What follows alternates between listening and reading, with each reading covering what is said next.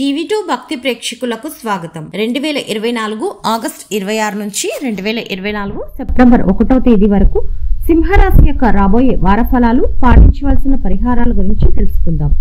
ఈ రాశి చక్రంలోని వృద్ధులు, చివరిసారి నుంచి కీళ్ల నొప్పులు లేదా వెన్ను నొప్పుతో బాధపడుతున్న వారు ఈ వారం సరైన ఆహారం తీసుకోవడం వల్ల మంచి ఆరోగ్యం లభిస్తుంది. అటువంటి పరిస్థితిలో మంచి ఆహారం తీసుకునేటప్పుడు క్రమం తప్పకుండా యోగా, వ్యాయామాలు చేయండి. ఈ వారం డబ్బు పెట్టుబడికి మంచిది, కానీ దీనికోసం మీరు కొత్త వాహనం లేదా ఇల్లు పొందాలని ఆలోచిస్తుంటే మీరు పెద్ద లేదా వృద్ధుడి సరైన సలహాతో మాత్రమే పెట్టుబడి పెట్టాలి. ఏ కారణం చేతనైనా తమ భాగస్వామ్యానికి దూరంగా ఉండే వ్యక్తులు, వారి ప్రేమ కూడా సాధారణం కంటే లోతుగా ఉంటుంది మరియు వారి నమ్మకం పెరుగుతుంది. దీని తర్వాత మీ మధ్య ఈ దూరాలు ఎటువంటి ప్రభావాన్ని చూపవు మరియు మీరు ఒకరికొకరు దూరంగా ఉన్నప్పటికీ మీరు ఒకరికొకరు చాలా దగ్గరగా ఉంటారు. ఈ వారమంతా మీరు మైదానంలో ప్రతి పనిని మరింత బాధ్యతాయుతంగా, దృష్టిలో వ్యవస్థీకృత పద్ధతిలో చేస్తారు. దీని సహాయంతో మీరు కార్యాలయంలో మీ ఉత్తమ పనితీరును కూడా ఇవ్వగలుగుతారు. ఇది కాకుండా మీ రాశి చక్రం యొక్క కొంతమంది వ్యక్తులు ఈ కాలంలో ఒక విదేశీ కంపెనీలో చేరే అవకాశం కూడా పొందవచ్చు. ఈ వారం మీరు ఇప్పటి వరకు మిమ్మల్ని అనర్హులుగా భావించిన వారందరినీ మీరు మీ కృషితో మంచి ఉదాహరణను ఇవ్వగలుగుతారు. ఆ తర్వాత మీరు ప్రతి ఒక్కరూ